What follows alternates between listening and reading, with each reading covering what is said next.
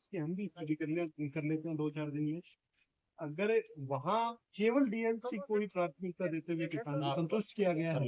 ये 765 केवीडीसी की लाइन जा रही है जो बीकानेर से निमराना जा रही है। उस लाइन को लेके ये तमाम किसान 5-7 गांवों के किसान हैं जो आज मिलने आए हैं एसडीएम साहब से कि उन लाइनों के दौरान उनका कार्य हो रहा है, उनका जो फील्ड वर्क हो रहा है उसके दौरान किसानों की फसलों को चौपट किया जा रहा है। ना तो उनको कोई मुआवजा तय किया गया है कि आपको फसल का मुआवजा क्या दिया जाएगा, ना उनके खेत में जो नुकसान कर रहे हैं उसको लेके उन्होंने कोई उनसे गंभीरता से किसान से कोई चर्चा की है।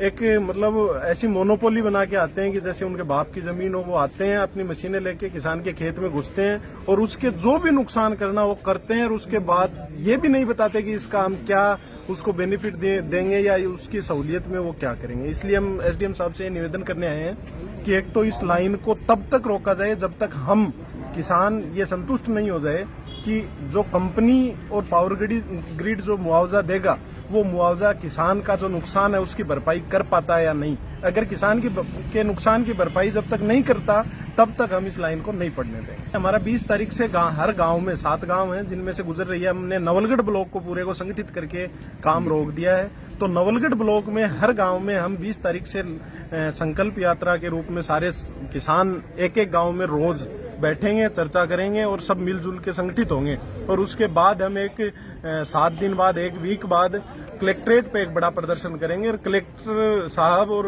एसडीएम साहब की मध्यस्थता से हम ये चाहते हैं कि किसान का जो नुकसान हो रहा है उस नुकसान की भरपाई करके और किसान को संतुष्ट करने के बाद ही ये पावर ग्रिड और कंपनियां काम करें, उससे पहले काम नहीं किया जाए। हम विकास के खिलाफ नहीं है, हम लाइनों के खिलाफ नहीं है, हम खिलाफ हैं कि हमारा जो नुकसान हो रहा है उस नुकसान को जब तक उसकी भरपाई नहीं की जाएगी तब तक हम काम नहीं कर रहे।